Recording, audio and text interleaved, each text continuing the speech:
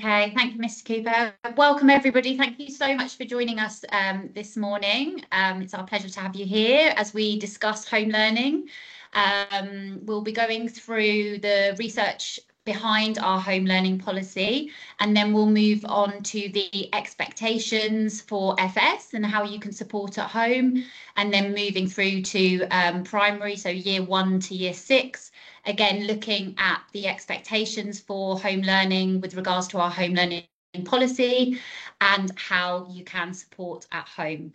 I'm going to hand over first of all to Mr. Cooper, who's going to run through the research side, and then we've got Ms. Howes here to go through FS, and then finally back to me for how home learning looks in primary. So over to you, Mr. Cooper. Thank you very much. So, this webinar is going to be broken into 3 sections. In the first section, I'm going to really talk about research, the why, because as we obviously when we're developing a home learning policy, what's going to benefit our students, it's really important that it's based upon really robust evidence and research to support the students being successful. But at the same time, and I think this is going to come across as we move through the presentation, we also understand that obviously home learning is a commitment that happens at home.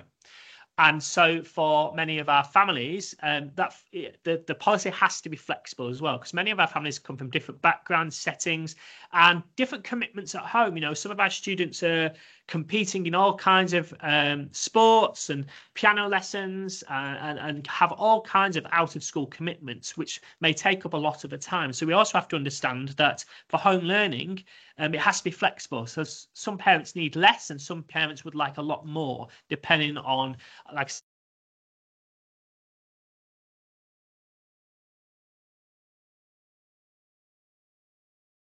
Mr. Cooper, you're muted.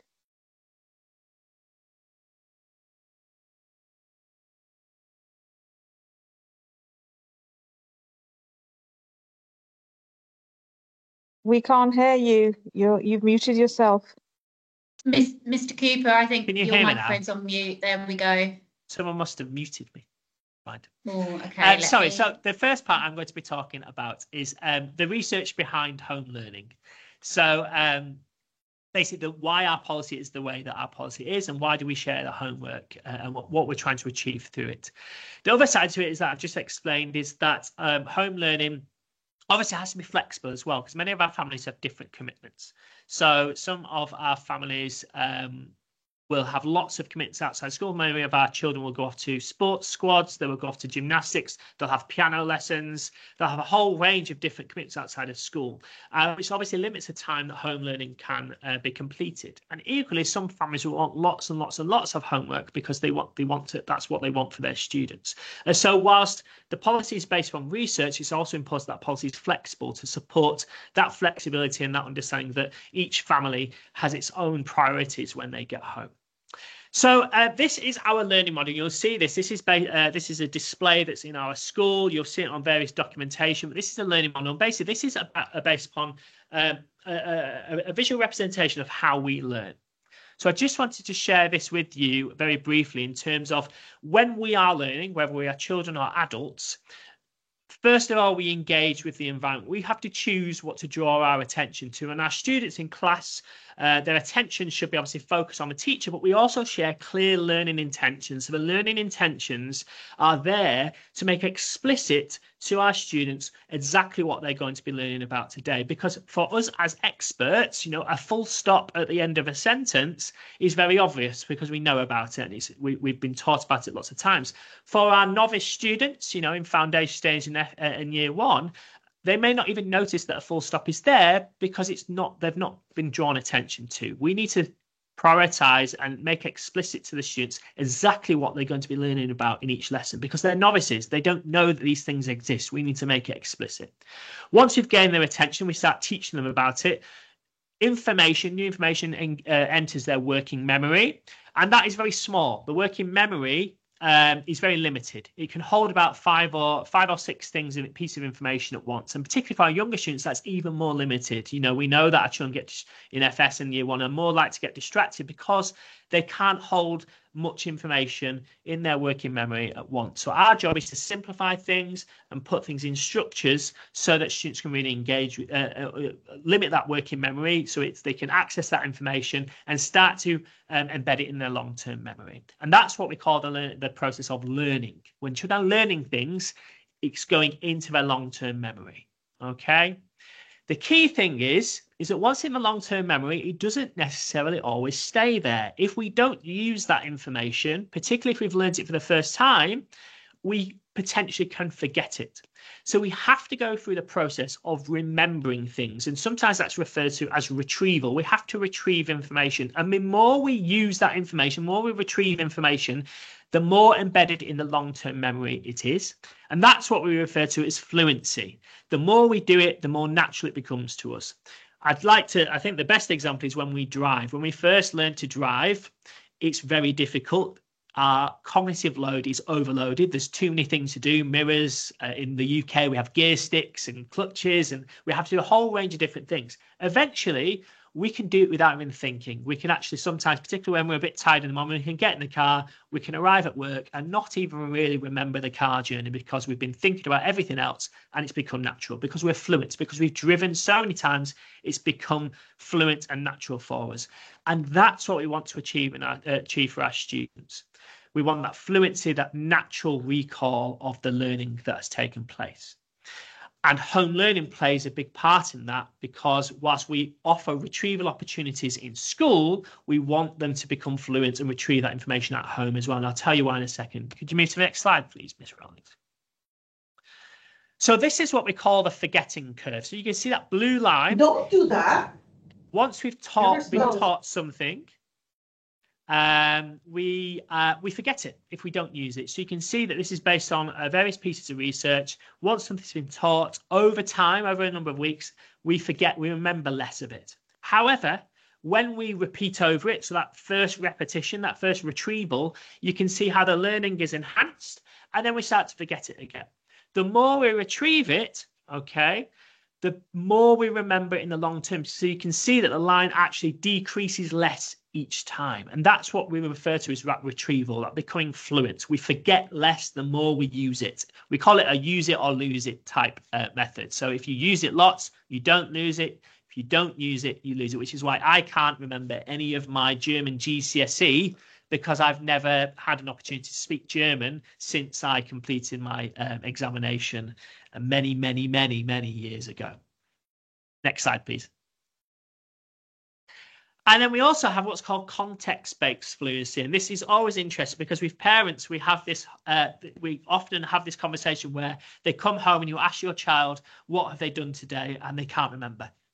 And equally, when they're doing homework, whilst they could do it very well at school, they can't remember at home. And that's because there's this research about context-based fluency. And actually, there's a really lovely piece of research that tested scuba divers, and they taught scuba divers underwater and out of.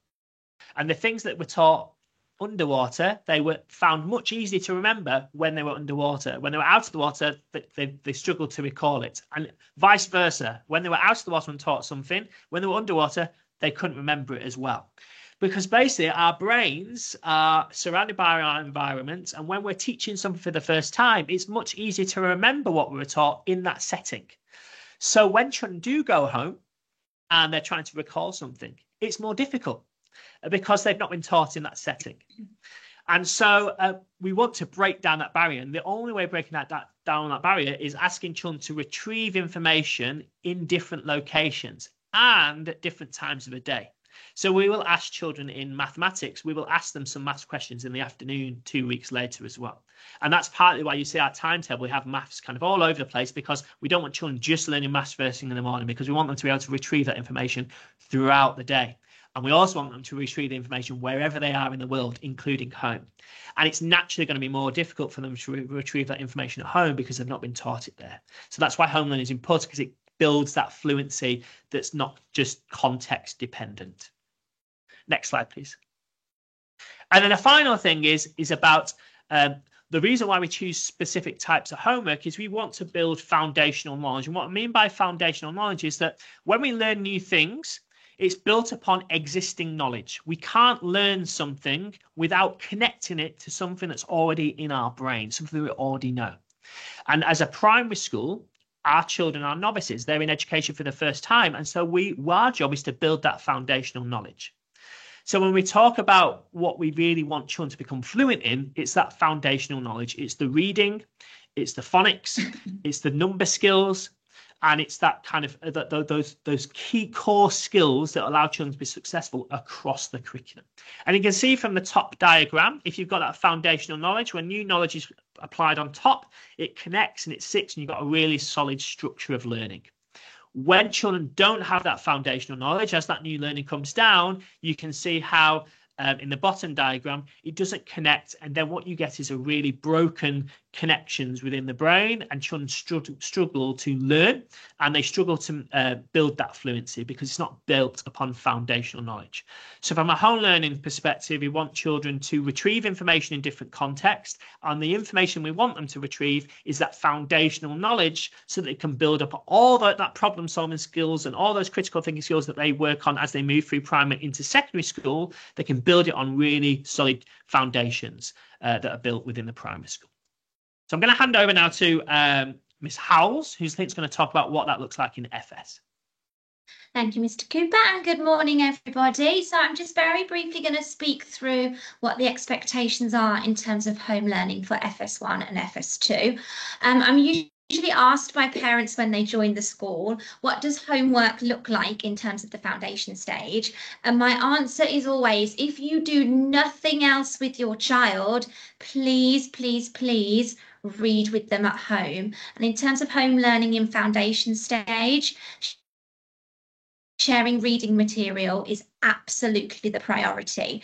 Just a few facts that I'm going to share. Children who are read to in their first 5 years at home will have a 1.4 million word gap over children who are not read to at home.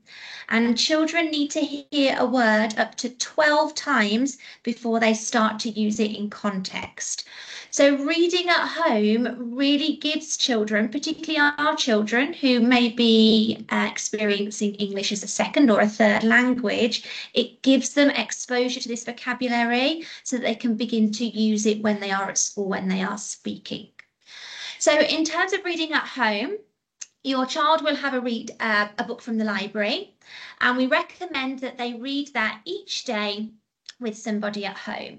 Now, it doesn't matter if it's not the library book and it's other home material, but the idea is that's a shared reading experience, a book that an adult leads and the child is involved with.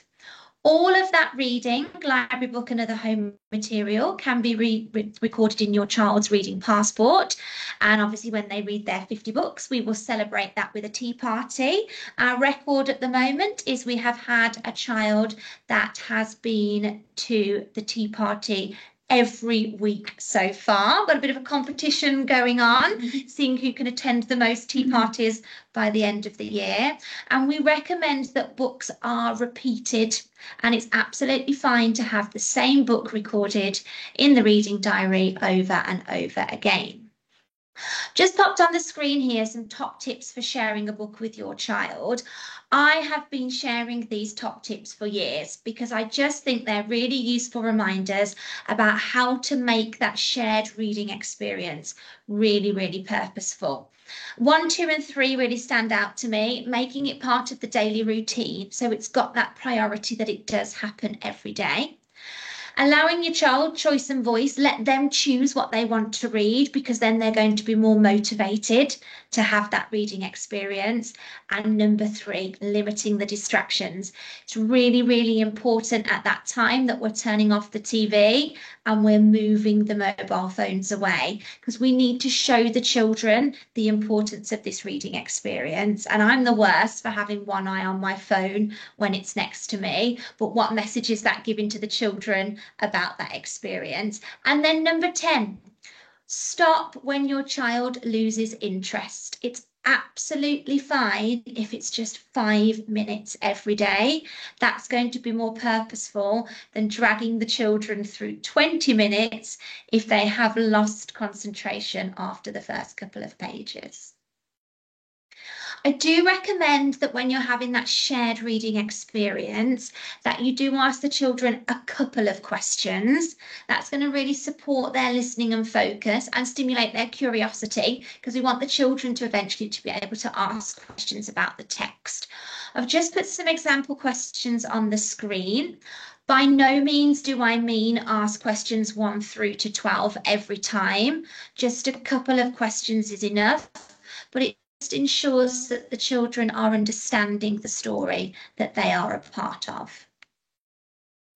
Within the foundation stage, particularly in FS1, concepts of print are a real focus in terms of meeting end of year expectations.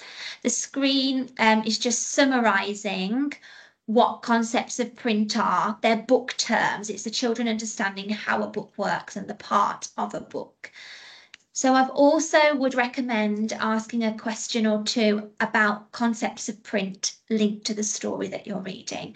And my favourite one is, can you get the book ready for reading? So I'll tend to leave the book on the floor, upside down or the wrong way round.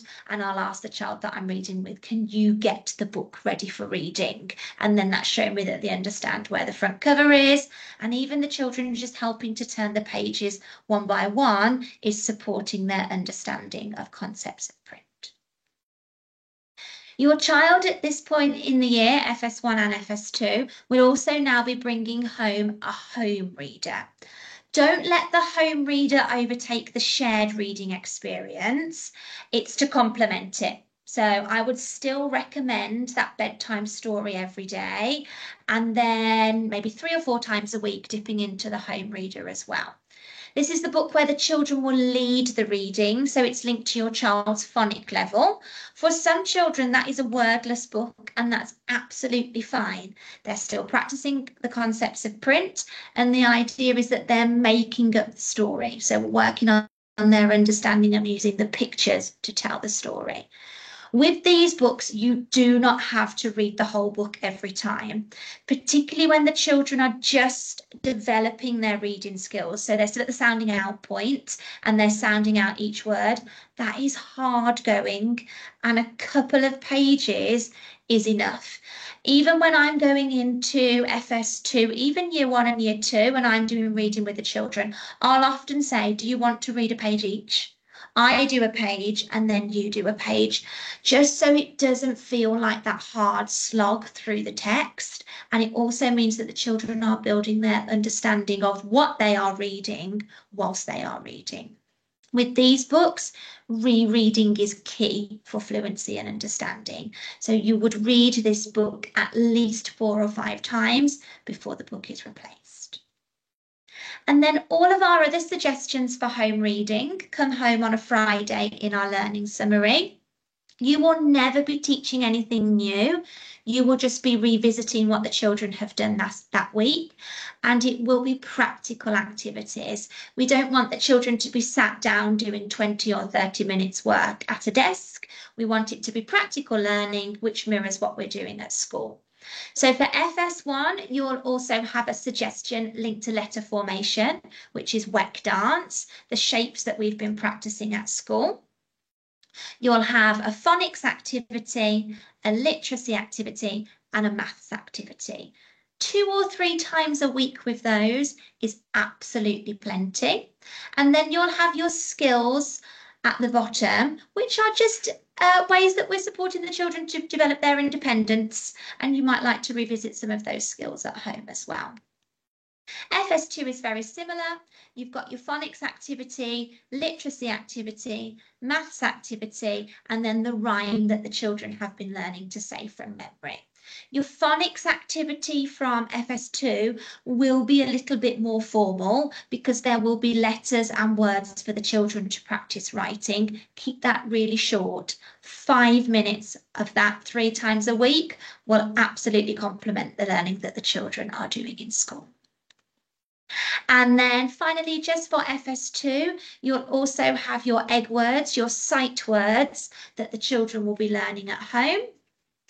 These are the words that the children just have to recognise. They don't sound them out, they just recognise them by looking at them. They're tested weekly on Seesaw, and a new set is sent home when they've learnt to read the set that they're on. Really important that you continue to revisit the previous sets, linking to what Mr. Cooper said, to keep them in the long-term memory. The children need to keep revisiting them. And then once the children get to set 10, they will learn to spell those as well. And we're working towards the golden egg by the end of the year.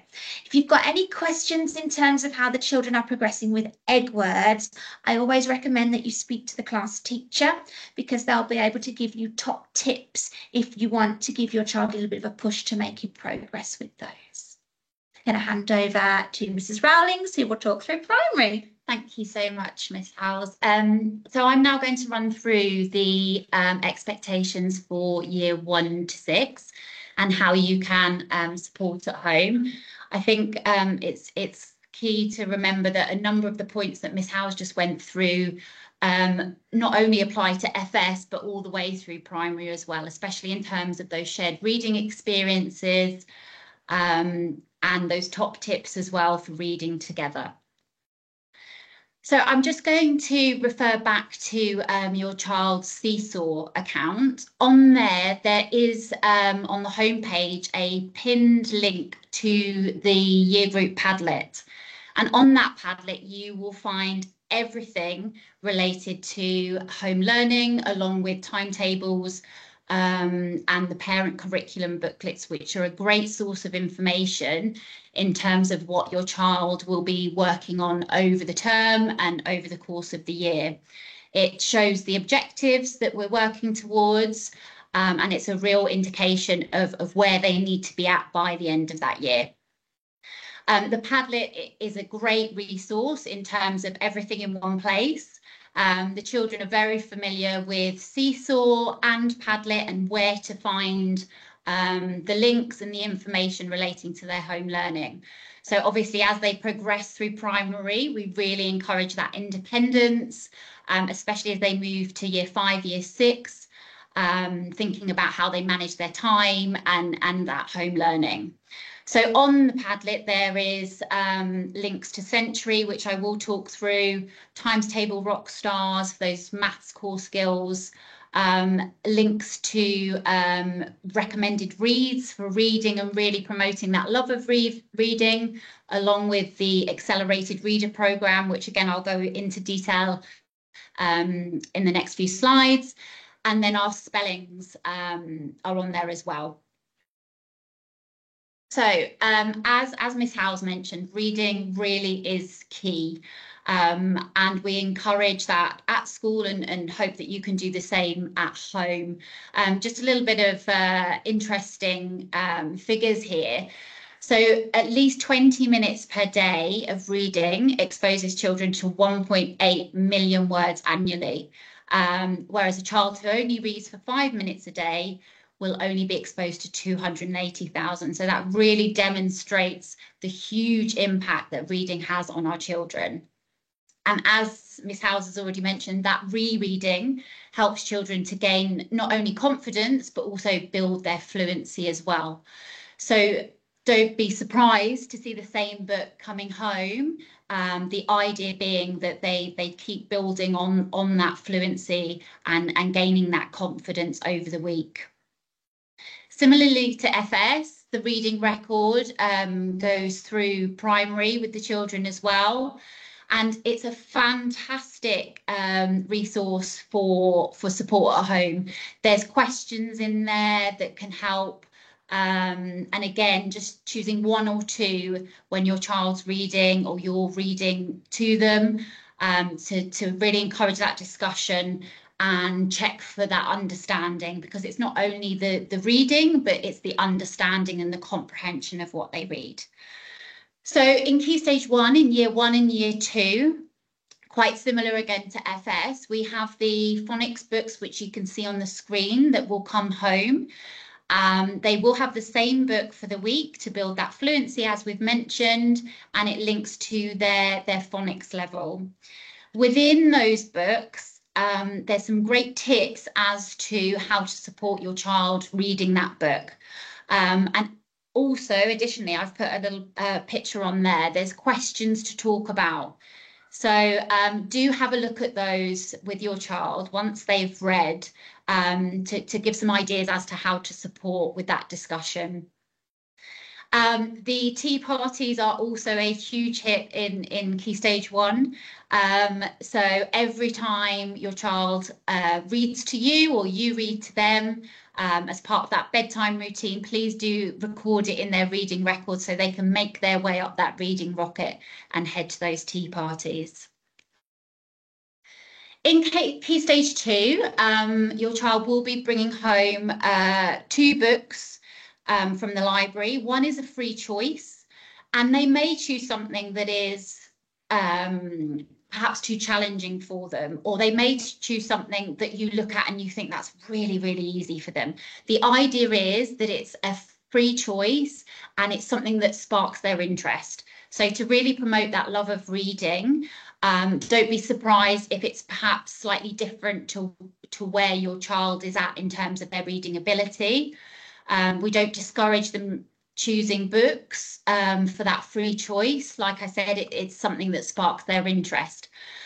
They will also have a book that is linked to their level of reading.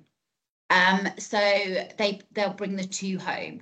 The one that's linked to their reading level, they will then have the opportunity to do a quiz after completing that book on Accelerated Reader. We celebrate that in assemblies with reading rewards. So we really encourage them to be quizzing to show that comprehension and that understanding once they've completed those books and they earn words. We give out certificates for word millionaires and run various competitions throughout the year to provide that incentive for them as well. Oh, just before I move on to the spelling, I know sometimes when children get to year 5 and year 6, we think perhaps they don't need to listen to adults reading, but it's really, really important that they still hear the reading from adults around them, modelling how to read, expression, how to pause when there's punctuation within the text, and again, promoting that love of reading. So please, I do encourage you, even if your child is in year 5, year 6, and once they go through to secondary, still read aloud to them and encourage that passion for reading. So moving on to the spelling part of our home learning policy. This is just a shot from the year 3 Padlet. You can see that there are the spelling lists for the course of the term. And these spellings are taught explicitly within the school week. So we teach them the rule that's behind the spelling. So they really understand how to apply that rule within their writing. And those lists, you can see there are some red words at the bottom. So these are exception words. So the rule doesn't apply to those. They need to learn those words separately. Common words that they'll be using in their day-to-day reading and writing. Each week there will be a spelling test for those, and that will obviously be communicated to you if there's any concerns with regards to your children's spelling and the learning of those rules. There's also on this slide just some ideas of how they could practice at home. For some children, it may be copying it out, covering, writing, and then checking their spelling. That may work for them. But perhaps you want to encourage them to use some more imaginative ways of learning their spellings. So on the screen here, you can see things like rainbow words, writing the spelling word in different colours, air writing, fancy letter writing, just making it a bit more engaging and exciting for your children.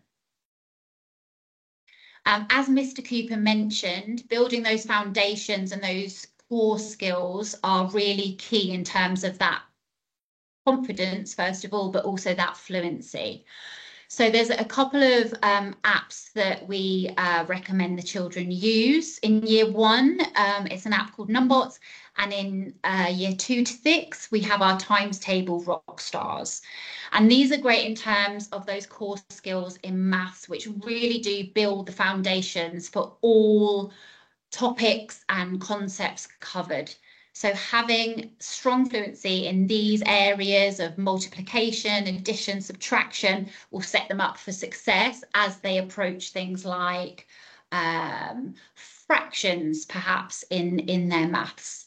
We recommend that this is practiced over the week, and a suggestion of perhaps 4 times a week. Just 5-10 minutes even each time will really help build that fluency, as they'll be retrieving those skills regularly. And again, it's something we do celebrate at school with various certificates once they reach certain levels with Numbots or Times Table rock stars. And there's often competitions, which I'm sure you hear about, across Dubai with other schools, which we like to encourage the children to take part in and really spark their interest. Lastly, Century is a platform that we use for home learning from year 2 to year 6. And it really ties in with what Mr. Cooper was saying about that retrieval and ensuring that the children are able to store the information in their long-term memory. What's the most fantastic thing about this program, and I can speak as a parent here as well, is that it's completely personalized for your child. So they take part in a diagnostic at the beginning, and that highlights areas of strength where they can be stretched, but also areas that they need to focus on to improve. And from that diagnostic, it sets a recommended path, which you can see on the screen, to either improve certain areas or stretch and challenge other areas where they've shown strength. You can see also on there that assignments are set. So each week, they're called nuggets, and they could be just 5 minutes of learning that include a video to remind your child of that topic. Perhaps it's column subtraction without exchange, as you can see on the screen. There might be a couple of slides on there just to remind them of the method. And then it's followed by some questions just to check for their understanding. And those are called nuggets. So each week, the class teacher will set nuggets for English, maths and science based on what they've been learning in the class. There isn't anything new that should be coming up. Again, it's that idea of retrieval and consolidation. And that's each week. Again, we have celebrations linked to Century to really sort of give that incentive for children to take part. Whether it's certificates in assembly or the Century Cup, which I'm delighted to share we actually won as a school, and that seems to really encourage them to complete those. But if you do have any concerns with any of the home learning policy, not just Century, please do reach out to your class teacher, your child's class teacher. As Mr. Cooper said, these are expectations at school, but we do completely understand the demands outside of school. So if there are any concerns in terms of managing the home learning, please do reach out and talk to us about it. Thank you so much for joining us today. I hope it's been an informative session for you. If you do have any questions, do ask your class teacher. They'll be more than happy to help you. But thank you for all of your support at home. It really is important that we all work together and support your children in their learning journey. Miss Mr. Cooper, did you want to? Yeah, there's just one more question that's just popped up, which I think was about Numbots in year 1.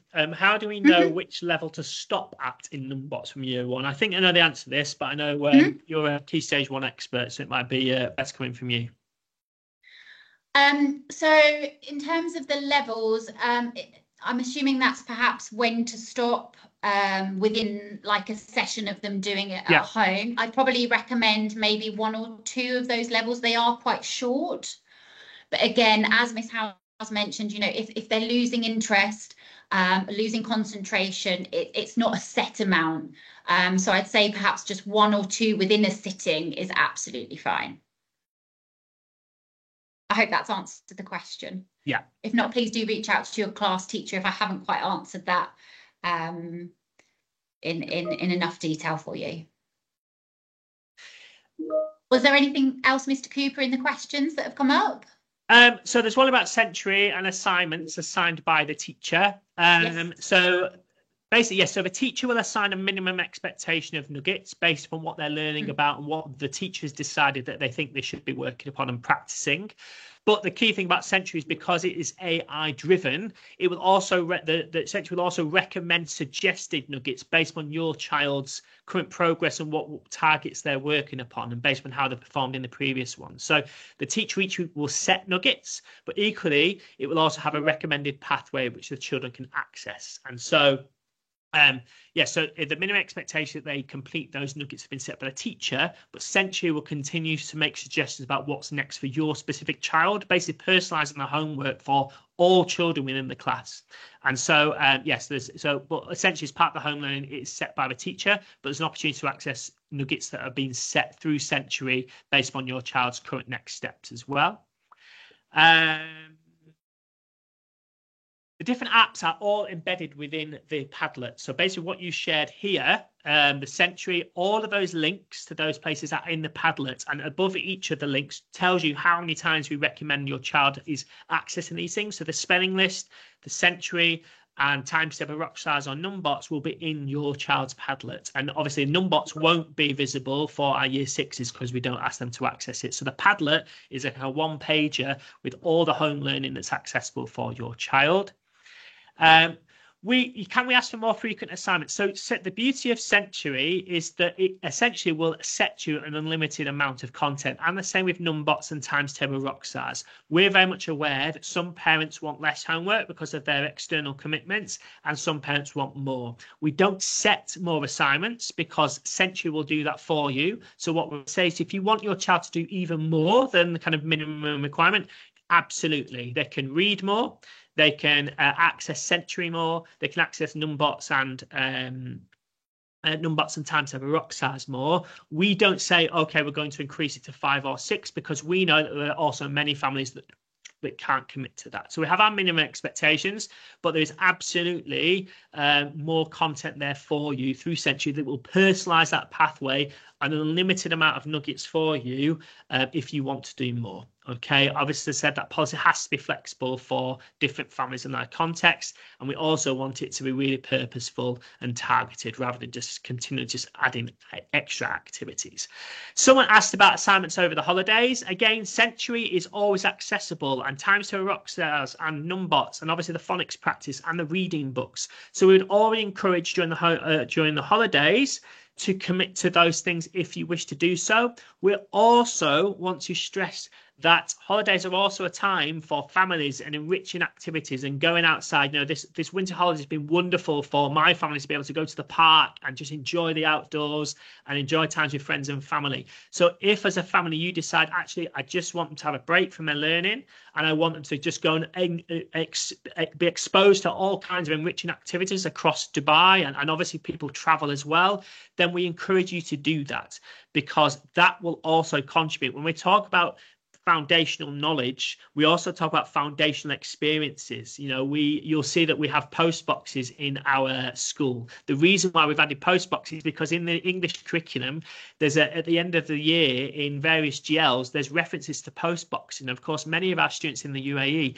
have never experienced what a post box is, and so we've added that experience in purposely through our winter wishes and things so that children know what a post box is, because knowledge about the world around them and being exposed to all kinds of amazing things also supports their learning and also supports that foundational knowledge. So I'd always encourage, yes, Century and those apps that we talked about are there to access if you wish to do so, but equally they are that we also encourage those holidays to really enrich the children with lots of wonderful experiences. You know, going to the beach, going to art galleries, going to museums, going to the park, all of those things are really important too. And then there's just a few more. I'm just scrolling up. Are children familiar with all the levels? So on Numbots and certain things, it will expose them to new concepts. That's okay because it's a bit of prior learning as well.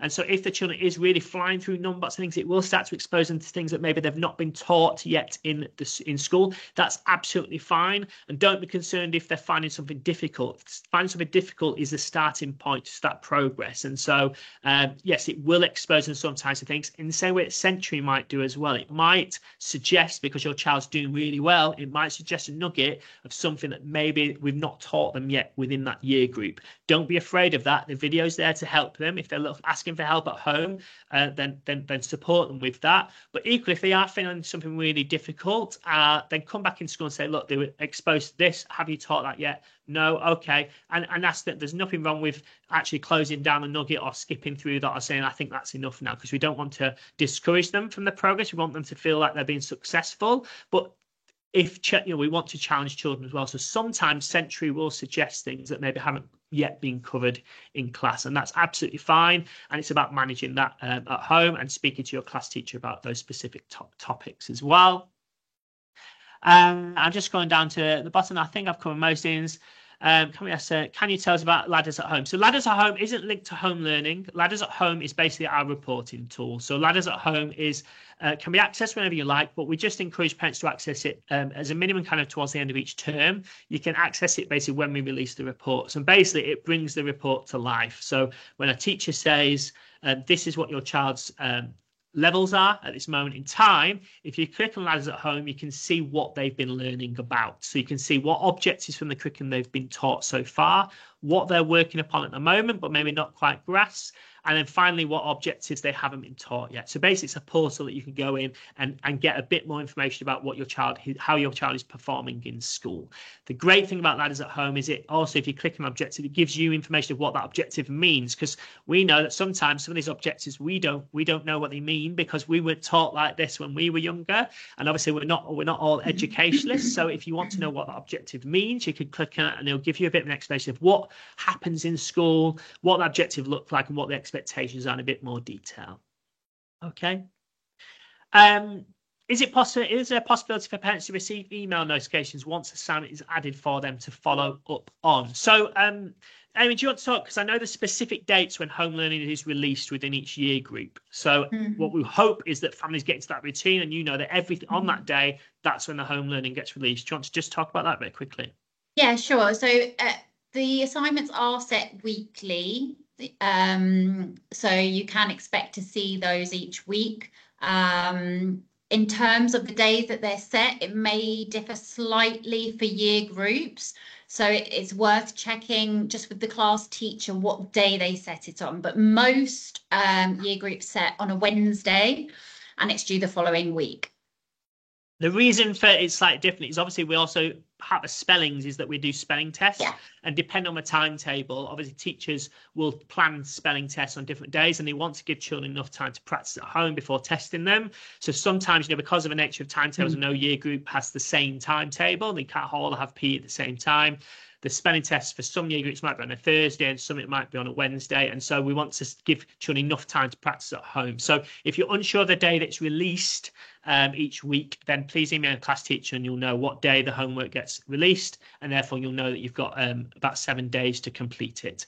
But Mr. it's Cooper, just slightly on the different year groups. Go on. Sorry to interrupt. What I'll actually do is in the newsletter this week, I'll just get the class teachers just to confirm that those days, rather than someone having to reach out to the teacher. I'll just get a section added in there about the home learning and just confirm that. So if you look out for the newsletter that you'll receive tomorrow, it will be on there exactly what day it is, and it will be the same every week.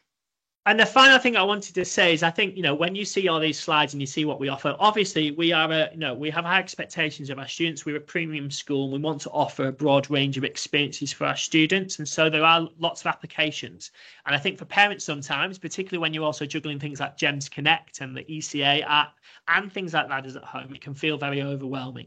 But my message really is for parents is that as children get older, particularly when they go to Key Stage 2, when those apps broaden, and they start to have Century and Numbots and Times Square Rockstars, all of that is embedded within the Padlet to be accessed. So essentially, you don't really need to know about the apps, you just need to know about Padlet, and then that will guide you through the rest. But also, your children will know all about these things. And if they don't, speak to a class teacher to make sure that the teacher can bring your child up to speed with those different applications, because they use these things in school as well. Century isn't just a tool for home learning, it is used in class. They use it as part of their mathematics. A teacher will set nuggets to extend and challenge and support students within the learning. Not all the time, because we don't want children on their iPads all the time, but it's embedded within the curriculum as well. And so if you talk to your child about Century, they know what they're doing and they know how to access it, or should do. If they don't, speak to the class teacher and they can make sure that your child does. So what we want to do is hand that ownership to the children, because the children will have access to these apps and they know about all these apps and how to use them appropriately and when they need to use them. For you, we just want to share why we use these applications, and so you can kind of oversee these things. We don't expect you to have all these apps downloaded on your iPads, because your children should have that already and they should take ownership over that. Of course, we're always there to support, and sometimes there will be students that maybe need a bit of support managing that to start off with, particularly in year 3. So speak to your class teacher and they'll be able to help you, because we don't expect parents to know exactly what all these apps are all the time and to monitor it all the time, because we expect the students to start to do that, okay? Because I know, particularly when you're a full-time working parent and then you've got GEMS Connect and ECAs and all of a sudden these educational apps appear, it can be very confusing. We don't want to not provide this, because we want to provide an enriching experience for our students with lots of options that support their learning across the curriculum. It's the right thing to do, but we also understand that it can feel very overwhelming. So we're always here to support. So I think we've answered most questions there. If you do have any further questions, then please do reach out. Amy and Rebecca, thank you so much for today. And like I say, if you do have any questions, then speak to your class teacher and we're here to support you. Thank you for your time and have a good rest of the day.